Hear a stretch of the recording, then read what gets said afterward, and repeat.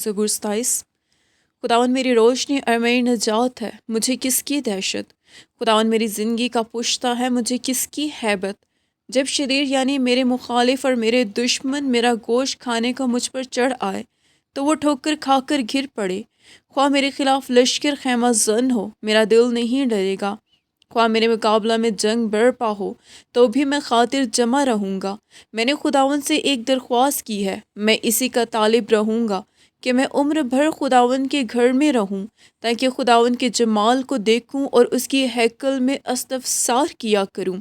क्योंकि मुसीबत के दिन वो मुझे अपने शामियाना में पोशीदा रखेगा, वो मुझे अपने खैमा के पर्दा में छिपा लेगा, वो मुझे चट्टान पर चढ़ा देगा।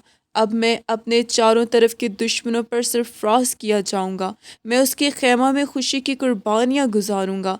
मैं गाऊंगा, मैं खुदावन की मदह सराई करूंगा। ए खुदावन, मेरी आवाज़ सुन, मैं पुकारता हूँ, मुझ पर रहम कर और मुझे जवाब दे। जब तूने फरमाया कि मेरे दीदार के तालिब हो, तो मेरे दिल ने तुझसे कहा, ए खुदावन, मैं तेरे दीदार का तालिब रहूँगा, मुझसे रूपोश ना हो। अपने बंदा को कहर से न निकाल, तू मेरा मददगार रहा है। ना मुझे तर्क कर, ना मुझे छोड़, ए मेरे निजात देने वाले खुदा।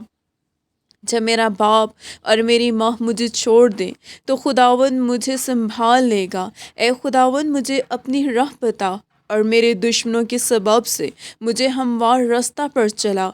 मुझे मेरे मुखालफों की मर्ज़ी पर ना छोड़, क्योंकि झूठे गवाह और बेरहमी से पुकारने वाले मेरे खिलाफ उठे हैं। अगर मुझे यकीन ना होता कि जिंदों की ज़मीन में खुदावन के एहसान को देखूंगा, तो मुझे गश आ जाता। खुदावन की आस रख, मजबूत हो और तेरा दिल कवी हो। हाँ, खुदावंद ही की आस रख। आमीन।